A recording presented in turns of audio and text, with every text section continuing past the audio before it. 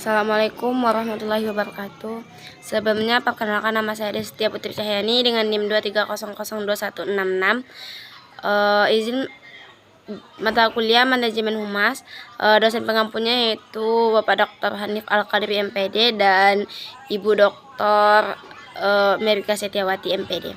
Pada kesempatan kali ini saya akan membahas tentang membentuk citra lembaga, yang mana menurut buka Olin English Designer yang diciptakan oleh Sanda Oliver pada tahun 2006, istilah citra katanya adalah gambaran tentang sikap mental, tentang ide yang dihasilkan oleh suatu organisasi atau lembaga atau personil atau kepribadian yang menggarisbawahi pada akhirnya yang namanya citra itu sebuah kepribadian atau personality yang ditujukan kepada siapa.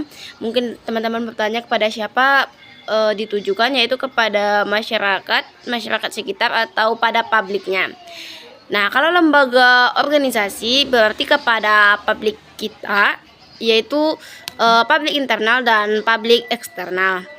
Nah, pada citra terdapat istilah yaitu melakukan sesuatu atau berbuat sesuatu, harus berpikir dan harus didesain sedemikian rupa, bahkan mengucapkan dan mengatakan sesuatu kadang-kadang perlu lagi untuk dikoreksi supaya tidak salah mengucapkan atau tidak salah langkah dan juga tidak salah dalam berbuat. Karena kesalahan itu dalam tanda kutip dua, yaitu dianggap oleh publik kita, oleh orang-orang sekitar sebagai suatu gambaran tentang diri kita. Nah, pada istilah citra lahirlah 3 konsep. Yang pertama yaitu ada penilaian. Nah, penilaian ini adalah hasil dari evaluasi subjektif. Selanjutnya yaitu ada anggapan atau pendapat. Nah, citra juga dapat dibentuk dengan anggapan atau pendapat. Contohnya, citra UNP ini bisa dipengaruhi oleh pandangan umum tentang budaya atau kebijakan dari UNP tersendiri. Yang ketiga yaitu adalah gambaran tentang sesuatu.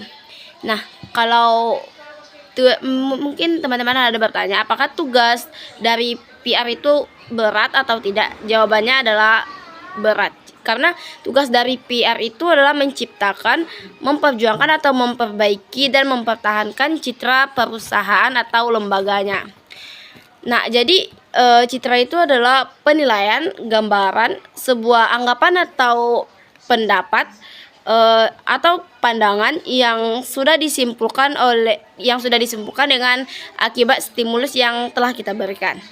Nah, mungkin teman-teman bertanya, siapa sih yang berhak menilai, memberikan tanggapan?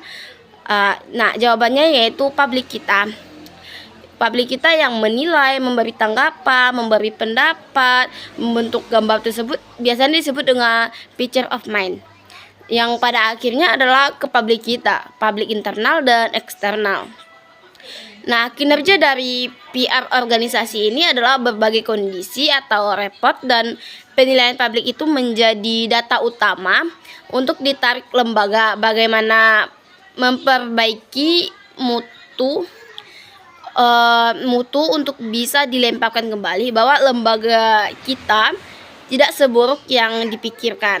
Nah, melalui proses perbaikan demi perbaikan, citra itu sebenarnya bisa dibenahi dan diperbaiki meskipun kita membutuhkan waktu yang lama daripada kita membangun citra tersebut.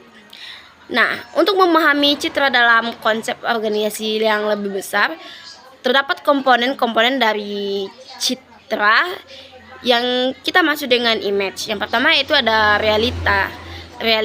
Realitas ini adalah empiri atau sesuatu yang nyata, data sebenarnya dan tidak dibuat-buat.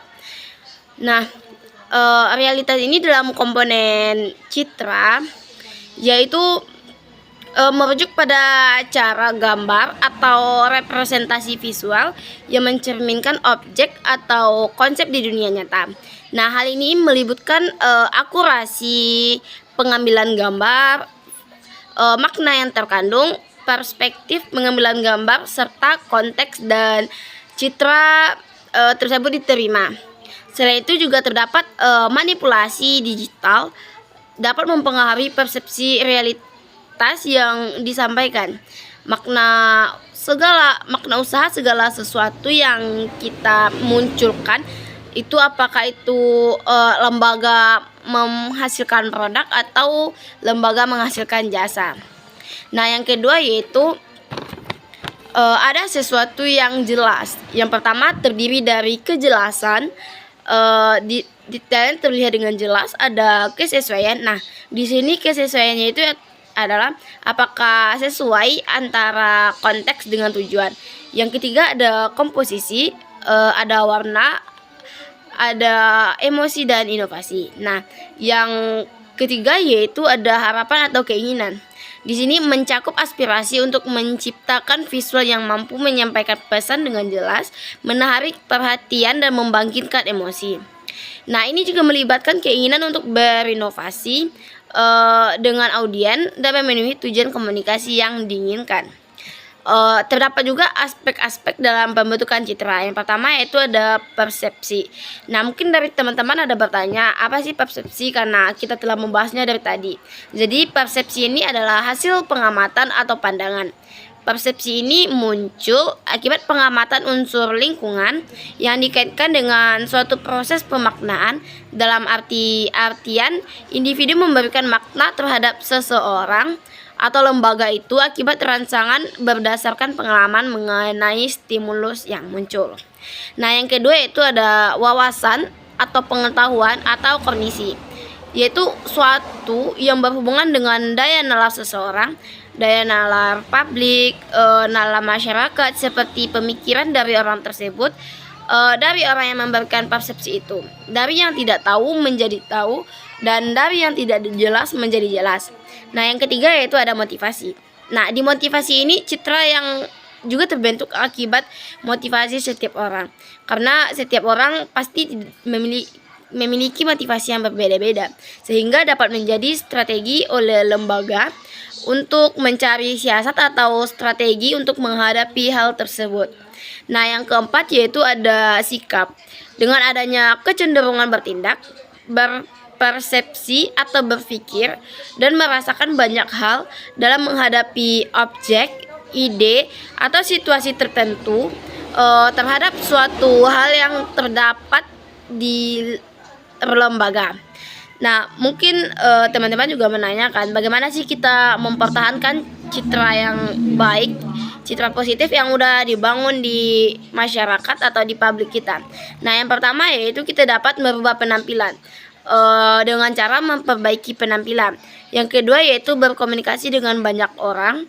Yang ketiga mempromosikan diri melalui iklan dan media. Selanjutnya itu ada menjaga reputasi. Nah, mungkin teman-teman juga bertanya, apakah citra ini memiliki jenis-jenis? Nah, jawabannya iya. Citra ini jenis citra menurut Frank-Jones-Skin ada 6. Yang pertama itu ada demand image, yang mana kata demand ini yaitu artinya kaca atau cermin. Nah, jadi kata demand image ini adalah citra bayangan. Nah, yang kedua yaitu ada decairing image, yaitu citra yang berlaku. Yang ketiga ada citra yang diharapkan oleh lembaga atau personal. Yang keempat yaitu adalah corporate image, di mana citra dari lembaga atau organisasi secara keseluruhan. Yang keenam yaitu ada citra majemuk, dan yang terakhir yaitu yang keenam citra yang baik dan yang buruk. Nah, citra yang baik ini kita dapat melihat apakah orang atau lembaga tersebut memiliki citra yang baik di kalangan masyarakat atau publik. Selanjutnya yaitu manfaat dari citra positif bagi lembaga atau personil. Yang pertama yaitu meningkatkan daya tarik perusahaan. Dengan kita memiliki citra yang positif, maka orang-orang akan tertarik dengan produk atau jasa yang dihasilkan oleh perusahaan kita. Yang kedua yaitu meningkatkan efektivitas pemasaran.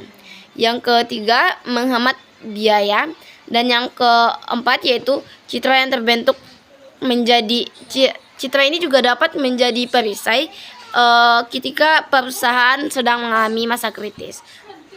Contohnya ketika perusahaan lagi ada masalah-masalah sepertinya masalah salah pahaman atau ada orang yang memfitnah, maka dari citra ini mereka akan beranggapan bahwa, atau publik kita akan beranggapan bahwa sepertinya itu tidak gitu. Jadi sekian dulu penjelasan saya kali ini. Sampai jumpa di video selanjutnya. Bye bye. Assalamualaikum.